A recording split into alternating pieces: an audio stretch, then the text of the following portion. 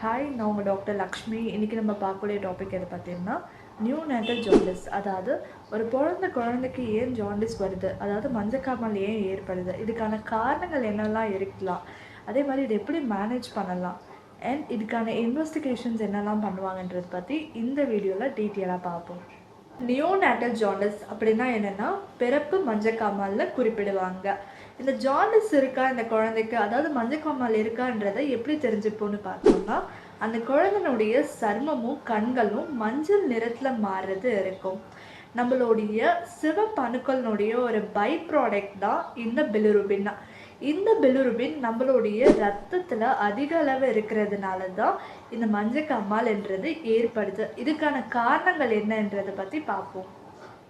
முதல் காரணம் அப்படின்னு பார்த்தோன்னா ஃபஸ்ட்டு ஃபிசியாலஜிக்கல் காஸ், அதாவது இந்த பிறந்த குழந்தைனுடைய கல்லீரல்னு சொல்லக்கூடிய இந்த லிவர் வந்து அவ்வளோ மெச்சூர்டாக இருக்காது இந்த பிலிருபினை வெளியேற்றத்துக்கு. ரெண்டாவது பார்க்கும்போது பாலிசைத்தீமியா, அதாவது பிறந்த குழந்தைனுடைய இந்த சிவப்பு அணுக்கள் பார்த்தோன்னா ரத்தத்தில் ஜாஸ்தியாக இருக்கும். இதனாலுமே வந்து பிலிருபின் ஜாஸ்தியாக இருக்குது.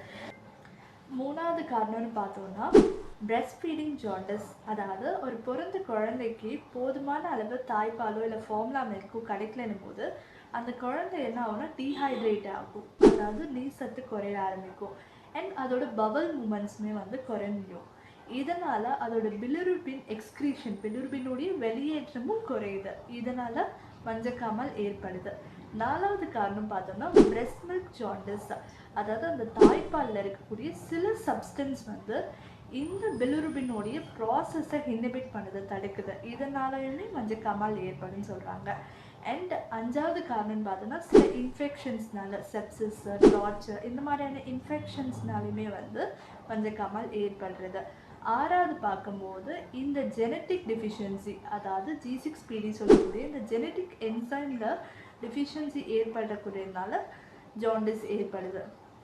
மற்ற காரணங்கள்னு பார்த்தோன்னா RH இன்கம்பேட்டபிலிட்டி, அதாவது பிறந்த குழந்தை வந்து RH பாசிட்டிவாகவும் தாய் வந்து RH நெகட்டிவாகவும் இருக்கும்போது இந்த மஞ்சக்காமல் ஏற்படுறது இருக்கும். அது மட்டும் இல்லாமல் சில கன்ஜெனட்டல் கண்டிஷன்ஸ்லையுமே வந்து இந்த ஜாண்டிஸ் ஏற்படுறது இருக்கும். அந்த ப்ரீமெச்சூரிட்டி, அதாவது ப்ரீடேர்ம் பேபி, இந்த ப்ரீமெட்டேர்ம் பேபியில் பார்க்கும்போது அதோடைய கல்லீரல் வந்து அவ்வளோ டெவலப் ஆகிருக்காது, ஸோ அண்டர் டெவலப்டாக இருக்கும். இதனாலையுமே வந்து மஞ்சக்காமல் ஏற்படுறது இருக்கும். பிறந்த குழந்தைக்கு ஜாண்டிஸ் இருக்கா, மஞ்சக்காமல் இருக்கான்றதை எப்படி தெரிஞ்சுப்போம்னா இந்த அறிகுறிகளை வச்சு தான் தெரிஞ்சுப்போம். முதல்ல அந்த குழந்தைனுடைய சர்மமும் கண்ணும் வந்து மஞ்சள் நிறத்தில் இருக்கும். ரெண்டாவது அந்த குழந்தை வந்து ஒழுங்காக தாய்ப்பாலோ இல்லை ஃபார்முலா மில்க்கோ எடுத்துக்காது. மூணாவது பார்க்கும்போது அந்த குழந்தையினுடைய மலம் வந்து பேலாக இருக்கும். நாலாவது பார்க்கும்போது அந்த குழந்தையினுடைய யூரின்மே வந்து ரொம்ப டார்க்காக இருக்கிறது. அஞ்சாவது பார்க்கும்போது அந்த குழந்தை அவ்வளோவா ஆக்டிவாக இருக்காது, எப்பவுமே தூங்கிட்டே இருக்கும். ஆறாவது பார்க்கும்போது ஹை பிச்டு க்ரை, அந்த குழந்தைனுடைய அழுகை வந்து ரொம்ப சவுண்டாக லவுடாக இருக்கும்.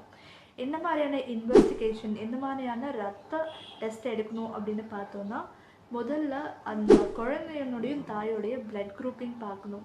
அதுக்கப்புறம் நான் சொன்ன அந்த ஜெனட்டிக் டெஃபிஷியன்சி G6PD சொல்லக்கூடிய இந்த genetic enzyme deficiency screen out பண்ணணும்.